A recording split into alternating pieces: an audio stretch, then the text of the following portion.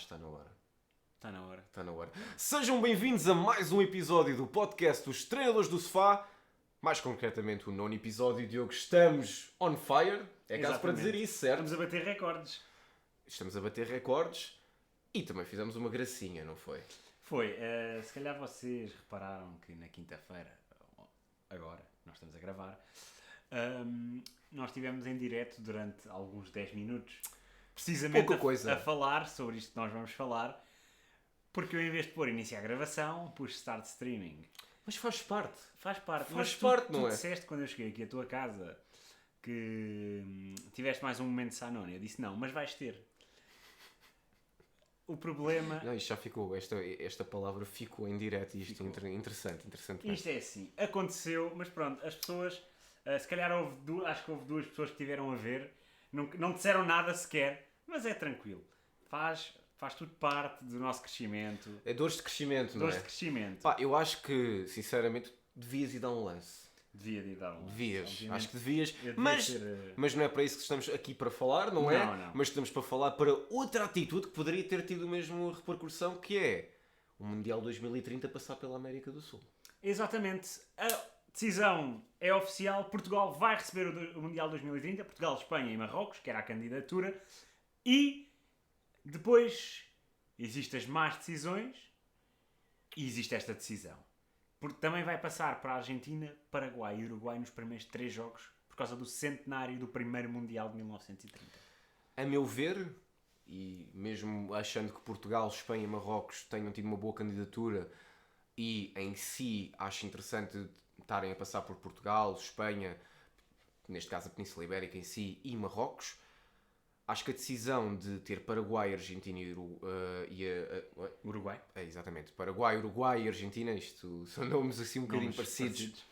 A realidade é que, se foi mesmo para festejar o centenário do Mundial, se calhar o Mundial poderia ter passado por esses 3 países, em vez de Portugal, Espanha e Marrocos.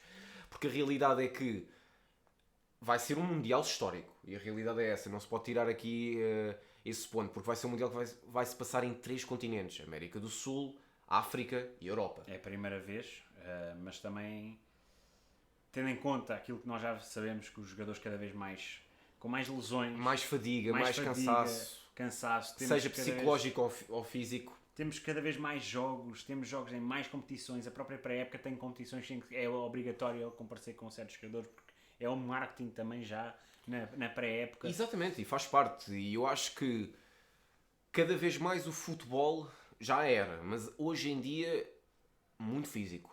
Não existe muito descanso. Por mais que agora exista mais tempo de compensação e nos mundiais existe o cooling break, não é o mesmo. Nós vemos em outros esportes como o basquetebol, mais precisamente na NBA, em que fazem 82 jogos por época, na época regular e depois nos playoffs fazem mais, mas ao mesmo tempo têm 4 meses de descanso. O futebol tem 3 semanas a 1 mês. Que não é suficiente para os jogadores recuperarem todas as micro-lesões que têm, toda aquela lesão pequenininha que teve a oportunar o jogador durante a época inteira, ou aquela lesão um bocadinho maior, mas que não era suficiente para ir à cirurgia, mas o descanso iria recuperar. A realidade é que cada vez mais temos lesões dentro do futebol. Sejam, por vezes, lesões musculares, sejam micro-roturas, como nós já falámos várias vezes, roturas de ligamentos. Exato. Que é das piores lesões que se pode ter. Não só no futebol feminino, que também um dia iremos revisitar este assunto, porque é de facto preocupante. No futebol masculino também cada vez vemos mais jogadores com problemas nos joelhos, problemas Exato. nas articulações, porque existe este excesso de jogos, este excesso de minutos nas pernas. Hoje em dia um jogador chega aos 700, 800 jogos com facilidade. Eusébio, que era um jogador que era titular, teve 500, 600 jogos. Hoje em dia já é 700, 800, já são mais de 200 jogos numa carreira, são mais minutos, é que 200 jogos numa carreira vamos dizer que são 3 ou 4 épocas a mais. Exato. E não é preciso jogarem se calhar 20 anos, ao contrário dos 15 anos que jogou Eusébio. Não, com menos tempo. E claramente que hoje em dia também nós vemos em todos os clubes que existe um acompanhamento completamente diferente dos jogadores, não é? Tem mais fisioterapeutas, tem mais médicos, acabam por ter um acompanhamento melhor musculação, conseguirem preparar-se para certas lesões, terem uma maior capacidade de reação às mesmas ou de prevenção. E eu acho que o melhor departamento a nível mundial, a nível físico, é o Bayern Munique. Que eu acho que é o clube que consegue melhor preparar os seus jogadores, ter uma grande rotatividade de plantel hoje em dia, e quando nós vemos os jogadores do Bayern Munique estão sempre em grande forma física. Mas ao mesmo tempo, quando olhamos para seleções e o Mundial, que por norma traz algumas seleções que já não estão assim tão preparadas, não têm as mesmas infraestruturas que clubes tenham, ou grandes seleções de topo mundial, e estar a separar por 3 continentes os jogos, se bem que os jogos na América do Sul vão ser numa fase inicial e depois 3 jogos apenas, os 3 jogos iniciais. Mesmo que sejam apenas 3 jogos, isso significa que essas seleções terão que viajar depois para a Europa e para a África. Portanto, ao mesmo tempo, como é que essas seleções à partida já vão entrar em desvantagem? Diferentes fusos horários, mais quilómetros, o jet lag. Estamos a falar em diferentes climas, diferentes estações do ano, porque a Argentina, o Uruguai e o Paraguai vão estar no inverno, ao par que na Europa e no Norte da África vai estar no verão, mais calor. Exato. Nós estamos a falar de 6 seleções automaticamente classificadas. Isto normalmente é 1, 2, que são os países organizadores, 6 seleções automaticamente classificadas. Na América do Sul, que se classificam 4, já só vão haver 2 vagas, porque 2 já estão preenchidas. 3, já estão 5 vagas, 2 vão ser disputadas, as outras 3 já estão preenchidas pelo Paraguai, Uruguai e Argentina. Exato. Isto são... Depois já vou abordar outro tema que vem atrás deste, que começa-se a perceber um bocado o porquê desta decisão. Esta decisão não foi só por causa do centenário.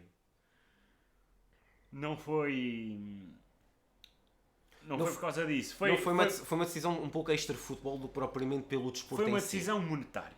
É exato. Porquê? Já tivemos o Mundial do Qatar e agora há outro país que tinha uma candidatura muito forte ao Mundial 2030. À partida, a candidatura original, que era a candidatura ibérica, que era a portuguesa e espanhola, já era a mais forte em prova. A junção de Marrocos tornou ainda mais forte, pois a Federação Africana... E no plano inicial também teria sido a Ucrânia. A Ucrânia, mas depois, já não por fazia razões, muito, por outras razões já não fazia sentido. Mas com Marrocos ganhou ainda mais força porque também representar o continente africano.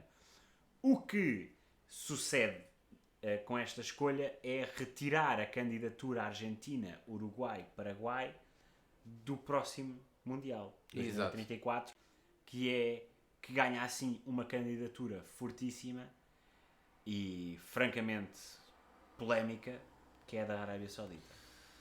E da mesma forma que o Qatar já tinha sido uma candidatura polémica, a Arábia Saudita sem dúvida que ainda mais. E a realidade é que tu hoje estás com uma t-shirt de um clube que tem investimento da Arábia Saudita e mais concretamente do PFI, que é o fundo da Arábia Saudita. E a realidade é esta. É controversa, mas se eu acho que a Arábia Saudita irá fazer um melhor papel que o Qatar teve a nível mundial, sim. Provável. Muito provável, porque o futebol hoje em dia na Arábia Saudita já é visto realmente como um desporto concreto, não é só jogadores que não têm nível ou não tinham o mesmo nível que a Europa tinha, ou mesmo os outros, por exemplo, a Liga dos Emirados Árabes Unidos, hoje em dia já não é tão falada, mas nos anos 2010 a 2015 era das ligas mais faladas dentro. Jogadores interessantes. Exatamente, e tinha bastantes jogadores, até portugueses na altura, jogadores de grande nome europeu a irem para lá, e a realidade é que Xavi esteve no Qatar, o Iniesta está agora nos Emirados Árabes Unidos. Exatamente, e o Francisco Geraldes também, mas isso é outra coisa. Uma foto muito conhecida que rolou esta semana foi o Geraldes a falar com o Iniesta. Talvez uma foto icónica para quem achava que Geraldes seria um dos melhores jogadores a sair da academia do Sporting. Acabou a jogar com a Iniesta. Então, acaba por ser bom, não é? Não, nem tudo consegue ser da mesma forma que se tem. Nem todos os jogadores conseguem. Já nem tem cabelo. Pronto, também não, acho que também nunca quase teve. Nesta realidade, aquilo que nós vemos hoje em dia na Arábia Saudita é uma aposta muito, mas mesmo muito forte no futebol. Eles têm as infraestruturas já construídas e se tiverem que construir mais algumas, não creio que não vão ter muitos problemas em fazê-la.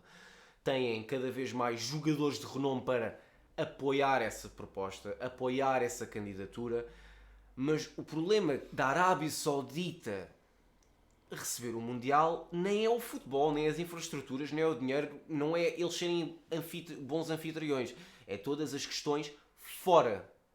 É as questões fora. É a As questão questões fora. do reino da Arábia Saudita, que é obviamente um reino, um estado sanguinário que envolve mesmo muita polémica em termos de direitos humanos. E aqui também não vamos entrar Não nesse, vamos não vamos entrar entrar por nesse aí, campo político porque obviamente nem polémico. o tema do podcast não é esse. Mas é só para percebermos. Mas é para perceber obviamente isto. que o reino da Arábia Saudita traz muito dinheiro à FIFA. Esta decisão do Mundial acaba por ser má, porque é mesmo e exclusivamente só para evitar Que a Arábia que a Arábia Saudita tenha conconcorrência forte na candidatura ao Mundial. Os Estados Unidos, México e Canadá vão receber agora o 2026. Passa então a passar por todos os continentes, exceto o asiático, que vai então receber o da Arábia Saudita. É assim. Obviamente que isto Possivelmente, claramente que isto ainda não ainda não está decidido. Ainda mas falta a alguns candidatura aninhos. da Arábia Saudita era muito forte para 2030. Muito forte, porque tinha outras coisas relacionadas. Mas não ganhando, vai obviamente passar para 2034. E eles querem mesmo muito, que é o tal sports washing que eles utilizam, como por exemplo o investimento no Newcastle, levar o Pro Wrestling para lá com um investimento muito grande. Mas para mim, a meu ver, Diogo, eu acho que o maior investimento que eles têm feito nos últimos anos, agora claramente com o futebol, mas antes do futebol nem foi o Pro Wrestling. É constantemente o pugilismo, o boxe. Sim, todos os grandes combates hoje em dia de boxe ou de pugilismo passam, por norma, na Arábia Saudita. Joshua contra Fury. Arábia Saudita. Quase todos os combates do Tyson Fury são na Arábia Saudita. E a realidade é porque é que acontece na Arábia Saudita. Porque é que não acontece em outro lado do mundo? Porque o dinheiro fala. E a realidade é essa. E aqui neste caso o dinheiro falou. O dinheiro falou, claramente. Quando também foi a WWE a assinar um acordo de 10 anos com a Arábia Saudita para trazer, na altura era 2, 3 pay-per-views, ou neste caso hoje em dia PLIs, eventos especiais, neste caso em português, para a Arábia Saudita, houve dentro do seio do Pro Wrestling no mundo, e mesmo desportivo, uma grande revolta por parte das pessoas, até porque coincide com a altura em que Khashoggi morre. Exato. Coincidiu mesmo com essa altura. Portanto, a realidade é que existem bastantes questões extra, desporto, existem as questões extra. Mas depois também podemos olhar para a parte positiva, que é Portugal vai receber de facto o Mundial. Não vamos ter muitos jogos, vamos ter alguns, vamos ser o segundo país com mais jogos. Vamos ter pelo menos uma meia-final, há de ser no Estádio da Luz.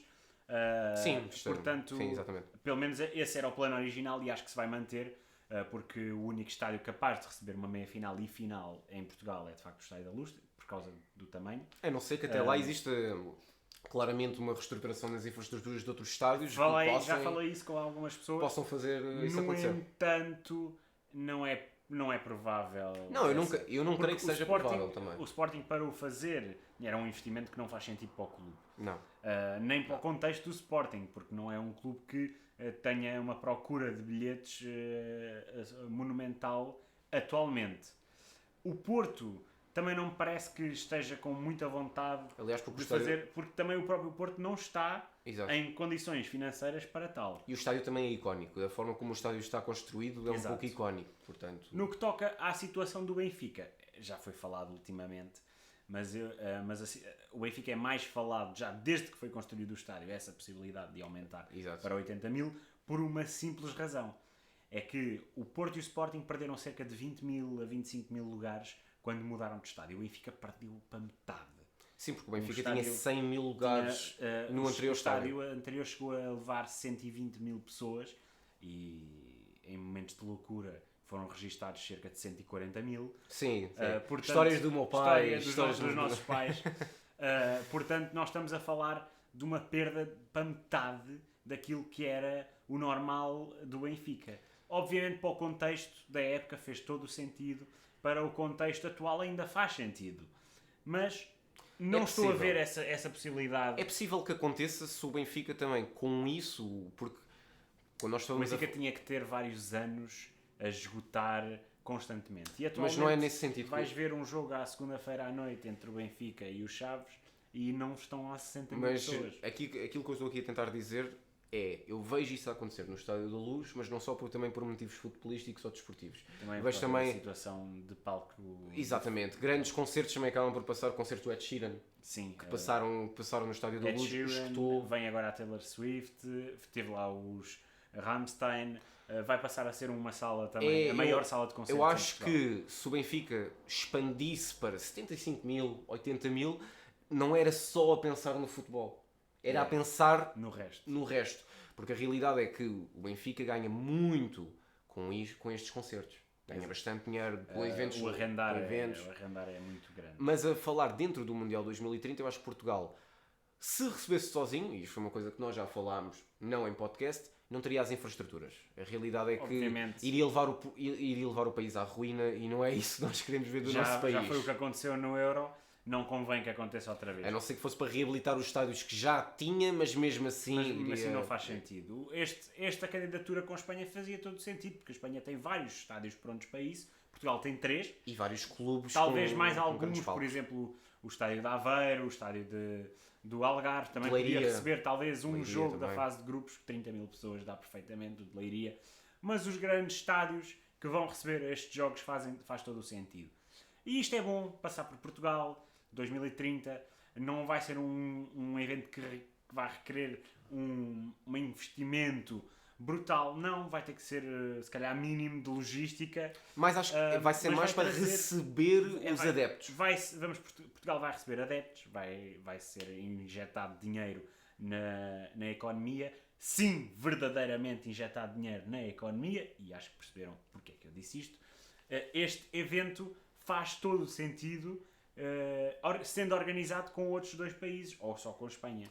E Espanha claramente tem as infraestruturas todas para receber Já este tem. Mundial. E os próprios estádios que estão a ser renovados, agora o Santiago Bernabéu está a acabar Camp e o Nou Camp também. Nou está a começar E agora. depois temos o do Atlético de Madrid, o Wanda Metropolitano, que Que foi já construído... foram reabilitados, portanto já têm os estádios preparados para isso. E Faz todo o sentido. também podemos olhar para o estádio do Atlético Bilbao, que Sim. claramente pode receber... O novo estádio do Mestalla, do Valência, o novo estádio do Betis.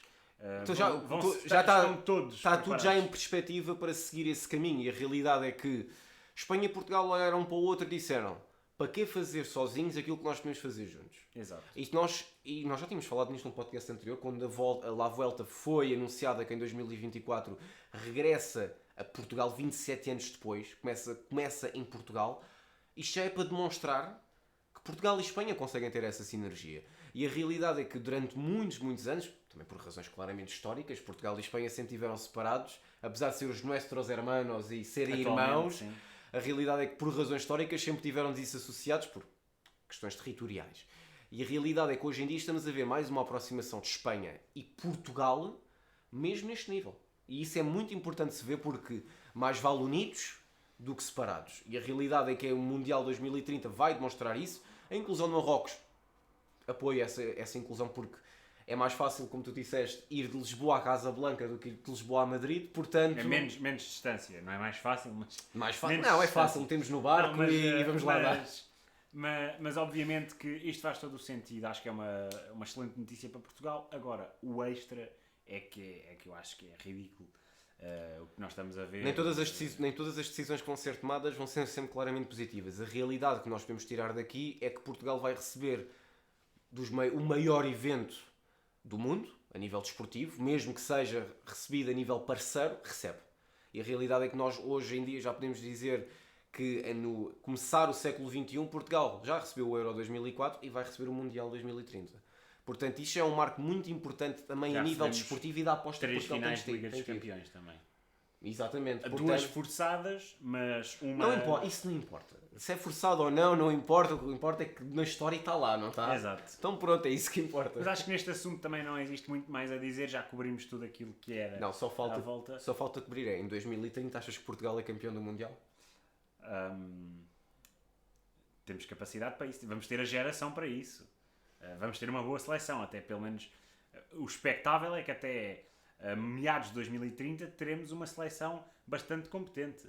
Portanto, Não sei como é que vão ser as próximas gerações. Nós temos agora aí gerações muito fortes a aparecerem, os miúdos que agora chegaram à final do Euro Sub-19, sim. com o Hugo Félix, o Gonçalo Brás, o Gonçalo Esteves, o Carlos Forbes, o Carlos Borges.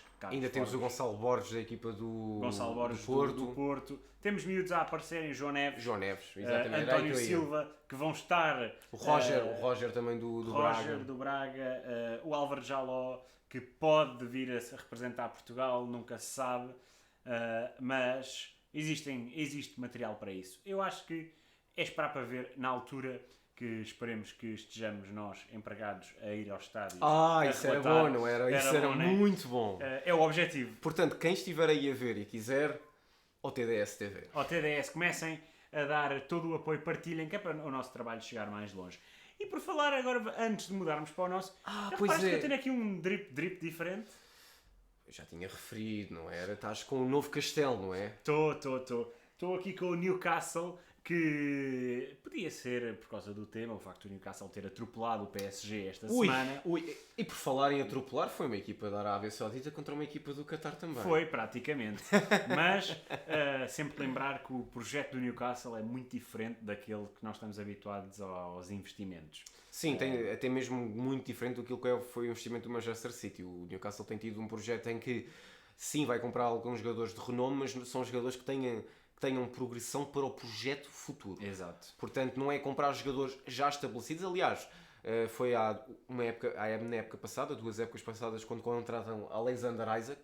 Exato. Que foi um jogador que custou bastante dinheiro no início da época passada. E até eu, quando vi essa contratação, fiquei... Eles não podiam contratar um jogador diferente, um jogador com mais renome, um jogador mais batido. Não. O Newcastle tem um excelente projeto e esta camisola foi-me oferecida pelo Perry, o Pedro Ribeiro, que vocês podem seguir o podcast dele, que eu tive presente. O Contramão está no Spotify. Não se esqueçam de passar por lá, ouvir o que ele tem a dizer. Fala sobre tudo e sobre nada. Isso é uma boa forma de o descrever. Assuntos semanais, desporto, política, só desabafos naturais, onde eu já tive o prazer de participar, ter sido o primeiro convidado. Portanto, não se esqueçam de passar Contramão no Spotify, que é um podcast mesmo muito, muito, muito bom. E nós vamos passar para o segundo tema deste episódio. Há quem me goste de dizer... O Aresta foi para a AEW. Pois foi, né?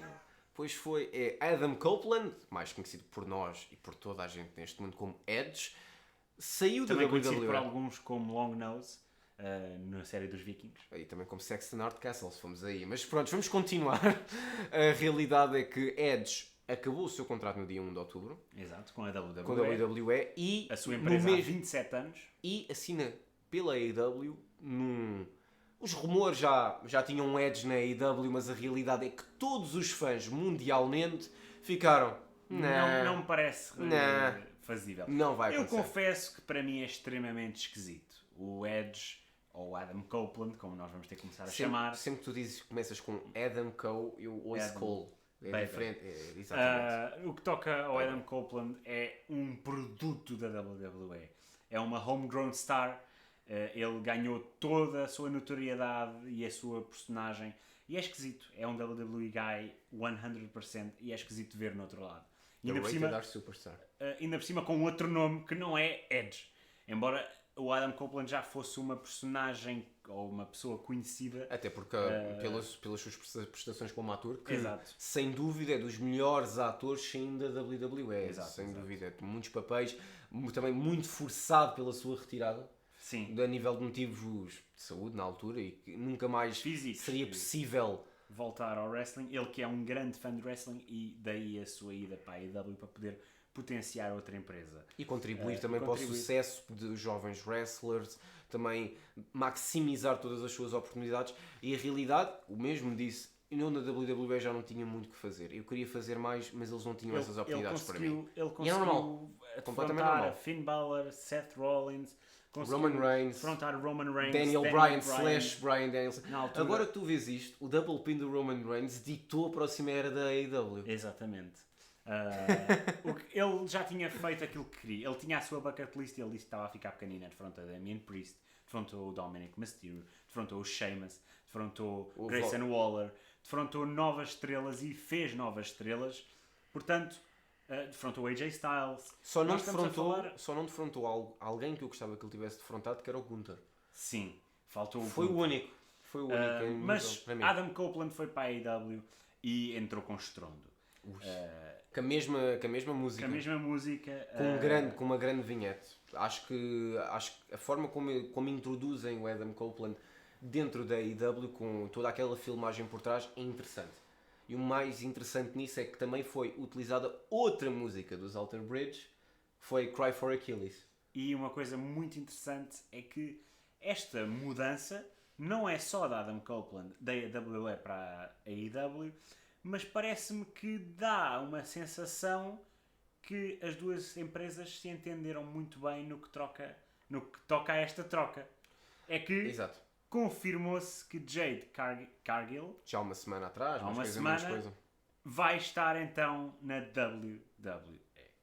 Para vocês que estão a ver, se calhar o nome Edge é muito maior do que o nome de Jade Cargill, e compreensivelmente. Porque uma coisa é crescer com o Edge, outra é a Jade Cargill que está a aparecer hoje em dia no Agora. panorama do wrestling, e em Portugal continuamos a não ter é o esta presente. comunidade. Exatamente. Só que Jade Cargill é dos maiores nomes Da que o AEW. wrestling que tem, hoje em dia, mesmo wrestling geral. E notou-se. Exatamente. E a estreia dela é frente a Cody Rhodes e Randy Rhodes com o Shaquille O'Neal. Portanto, logo desde o primeiro minuto, a AEW tinha todas as fichas apostadas em Jade Cargill. Ela foi a primeira campeã TBS, com o maior e longo, Maior reinado, talvez mais mesmo longo. da AEW no geral. Acho que hoje em dia já não é mesmo. Mas é Acho que hoje em dia mas já não é. na altura foi um reinado Sim, gigante. na altura mais foi de 400 dias. Exatamente, na altura foi um reinado gigantesco, e a realidade é que ela conseguiu ganhar a notoriedade do título, cresceu com o Fez o título seu e ganhou o seu.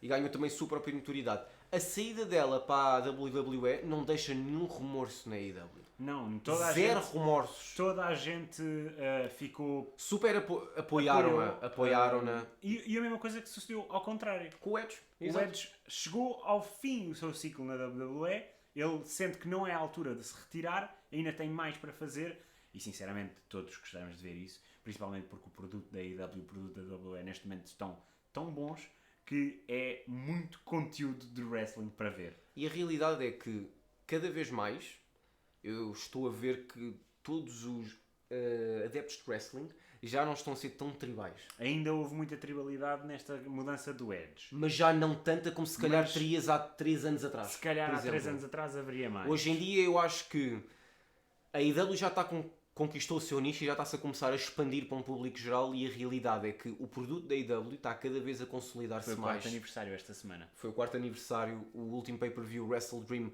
foi excelente, e o maior indicador do sucesso da AEW até agora foi o Wembley Stadium All-In. Exato. E a realidade é que nós vemos para o Edge ou o Adam Copeland, agora ainda tratamos por Edge, mas se calhar daqui a 2 meses já tratamos só por Adam Copeland. Ter ido para a AEW é interessante no sentido em que lutadores que são mais jovens, que não tiveram ainda aquela exposição a nível nacional ou a nível mundial, Porque vão ter afinal aqui a de contas, oportunidade para as aprender. grandes estrelas que existiam na AEW eram o Chris Jericho, obviamente, Kenny Omega, as grandes estrelas mainstream. mainstream, John Moxley, Chris portanto, Jericho. John Moxley, Bryan Danielson, Chris Jericho e era o CM Punk. A AEW acabou de colmatar o gap que o despedimento de CM Punk deixou. E meteu lá Edge. Talvez maior que CM Punk. Exato. A meu Muito ver, maior. difícil poder dizer quem é realmente maior, pois foram duas personagens relativamente semelhantes Mas que afetaram gerações que diferentes. afetaram gerações Eu diferentes. O acho- Edge na Attitude Era e na Ruthless Aggression Era. Exatamente. O CM exatamente. Punk pega na Ruthless Aggression Era e vai para a PG Era e torna-se um ícone babyface e heel a disputar, tal e qual o Edge na altura disputava com John Cena, que é o único que passa destas gerações para a atual. Exato. O CM Punk disputava com John Cena Ele o e Randy top- Orton. e Randy Orton, mas na altura, lembramos Summer Sim, of Punk, sim. Sim, sim. em que o Randy Orton estava no SmackDown a fazer a sua, e no Raw tínhamos CM Punk e John Cena a carregar aquela brand. E a realidade é que o infortúnio do despedimento do CM Punk está a fazer com que a AEW esteja mais junta. está a trazer outra vez aquele feel que era aquilo que a AEW tinha antes do CM Punk chegar. A realidade é que houve muitos problemas nos bastidores e Que levou- não se sabe não se sabe ao bem certo o que é que realmente o que é que aconteceu. aconteceu. É muito provável que a culpa não seja só do CM Punk. O problema é que o CM Punk já tinha outros problemas que conjuntamente... O problema do CM Punk é porque é uma pessoa que não se cala. Obviamente, se ele não gosta de uma situação, ele vai ser vocal Mesmo em que, relação a isso. mesmo que não tenha razão. E a realidade é que isso Mas acontece. o que me parece é que acho que aqui não existe uma questão para haver razão ou não. Eu acho Que o que aconteceu foi pura e exclusivamente uma situação de desentendimentos, de criancices de algumas pessoas e que levou ao despedimento do CM Punk, porque era o mais fácil despedir CM Punk a despedir se calhar 3 ou 4 ou 5 pessoas. É mais fácil despedir um do que os 5. E a realidade é que... E o que é certo é que para mim isto é capaz de ter sido um ponto para desencadear algo mesmo muito bom.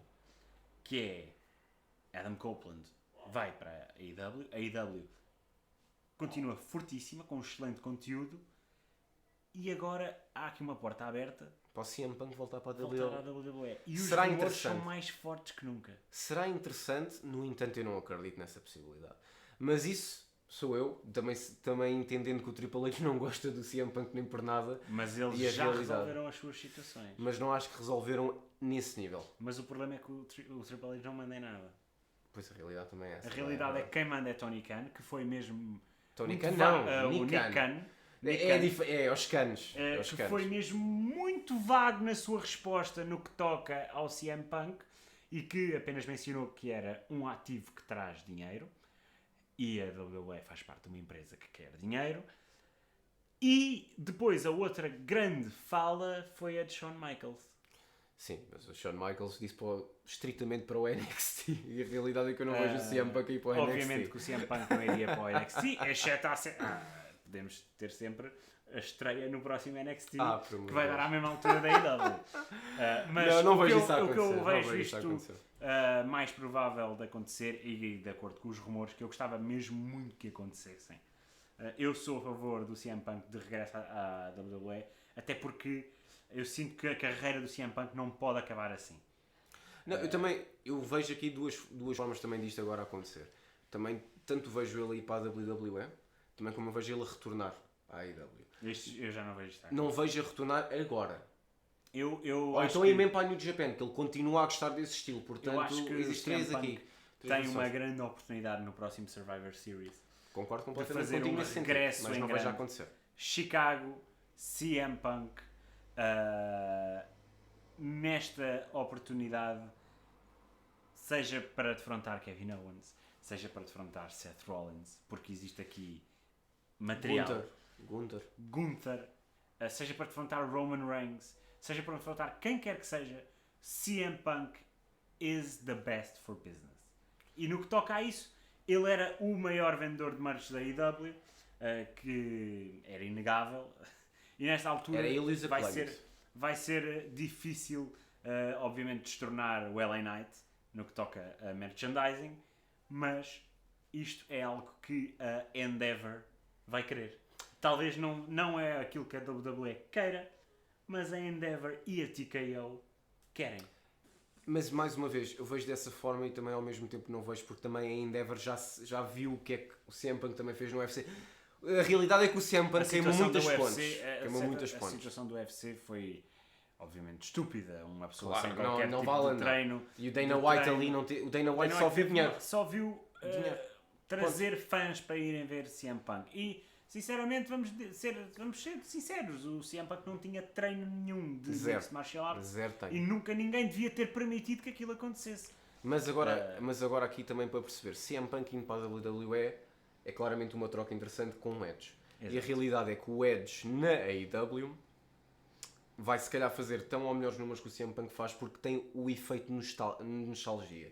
E a maior parte dos fãs da AEW e a maior parte das pessoas que hoje em dia veem a AEW eram as pessoas que viam a WWE na Attitude Era e na Ruthless Aggression Era. Porque existe aqui uma grande mudança e a realidade é que todos os fãs de wrestling hoje em dia veem mais a AEW, quando nós falamos mesmo fãs de pro wrestling, não são fãs de wrestling em geral, vê mais a AEW e agora com esta chegada do Edge, acho que esses números vão subir a pico. Não creio... Eu acho que a AEW poderá muito aproximar, não digo que chegue, mas pode aproximar-se aos números do Monday Night Raw. Eu acho que não chegará ainda, porque ainda tem muito caminho, ainda tem muita pedra para partir. Não digo que chegue aos números do SmackDown. Não, porque está numa network completamente diferente. Mas irá sair. Mas vai para a USA, e os números vão descer. A realidade é essa. É provável, mas também a centralização do conteúdo da WWE pode vir a trazer um aumento. Porque nós estamos a falar de um foco, em vez de temos que andar de canal em canal, vai ficar tudo no mesmo. Sim, mas ao mesmo tempo a Fox, mas, claro, a Fox é completamente diferente e eu aí não posso dizer que... Eu acho que ir para a USA é simplesmente um ponto de vista monetário, que eles queriam centralizar isso. Eu, se fosse a WWE, mesmo com um pouco menos dinheiro, tinha ficado na Fox para continuar a ganhar notoriedade e ter a sinergia. A realidade é que a AEW continua com os seus direitos televisivos, cada vez mais está a ter mais dinheiro pelos seus direitos televisivos, está a crescer, a chegada do Edge não é só uma chegada porque o Tony Khan cria uma pessoa da WWE, não, é uma chegada estratégica. Vem preencher aquilo que o CM Punk deixa, entra logo numa das melhores storylines que tem acontecido na AEW, que é entre o Darby Allin, o Sting, o Christian Cage, Luchasaurus e agora o Nick Wayne. Curiosamente, também CM Punk se juntou a essa feud. Só que acabou depois por outros motivos, mas a realidade é que agora vamos ter aquilo que se calhar nós nunca esperaríamos. Edge versus Christian, e a realidade é que será muito possivelmente pelo TNT Championship. O Edge já disse que quer ser a AEW World Champion, e a realidade é que eu acho que sim. Acho que seria muito importante. Merecia um World Championship. Não muito longo. Mas merecia por ser a cereja. Teria merecido na WWE, e eu percebo porque é que a WWE não o fez, porque nós estamos a falar na altura só existia um World Championship. Depois o segundo, obviamente, era um título que quem tem ainda hoje o título, embora eu já tivesse tirado, acho que merece plenamente. Roman Reigns. Estou a falar do Seth. Eu também já tinha tirado ao Roman Reigns. Desculpa lá. Então. Sim, isso é outra situação que eu acho que nunca cheguei a falar contigo. É que a longo prazo, olhando para a WrestleMania passada, o Roman Reigns ter derrotado o Cody Rhodes fez mais mal ao seu reinado do que supostamente era o previsto. O previsto era ele agora vir para esta feud da Bloodline como campeão, mas como sozinho na sua ilha de relevância, enquanto a Bloodline se desfazia. O que é certo é que as pessoas quase que se esquecem que ele é o campeão. Ele, se calhar, tinha feito muito mais sentido esta história da Bloodline com ele a perder. Exato, não está-me a fazer sentido neste momento ele ser campeão, mas não é para aí aqui que estamos a falar. Sim. A realidade é que já aqui andámos por vários caminhos, mas também a realidade... não nos vamos alongar muito mais. Mas é só para deixar isto aqui explícito. Edge como campeão na AEW faz totalmente sentido, uma empresa mais nova que precisa dessa relevância dentro dos seus campeões, mas a realidade é que a MJF está quase a fazer um ano de campeão. Tem que fazer um ano. Um homegrown star.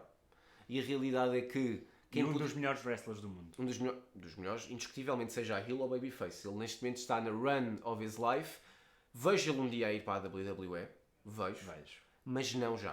Aquela guerra de 2024... Provavelmente será para 2026. 2027. Se calhar quando ele já estiver dentro dos seus 30, vejo claramente ele ir para a WWE. Antes disso, ainda não vejo acontecer. É improvável. Mas pronto, nós esgotámos os temas. Tínhamos outro tema preparado, mas entretanto o Mundial foi anunciado para Portugal. Claramente que esse tema pode ficar para outra altura. Mas podemos depois no próximo podcast se calhar falar sobre isso. Nós vamos mesmo ficar por aqui. Continuamos dentro daquilo que nós nos propusemos. Agradecemos desde já o apoio que têm-nos dado em todo o conteúdo que lançamos. Tivemos agora aqui um problema no que toca a lançar o conteúdo nas outras redes sociais, mas conseguimos continuar com o nosso podcast e com os relatos. E também dinamizamos as histórias, portanto, e já agora agradecer a todo o apoio que têm tido na nossa conta, isso é sempre muito importante, seja em todos os nossos meios. Não se esqueçam também de ouvir do Spotify e do iTunes, quanto mais nos ouvirem, melhor é. Agradecemos Mais uma vez, não se esqueçam de seguir nas outras redes sociais para mais conteúdo. O meu nome é Diogo Bilé, aqui, É o Lídio Galinho.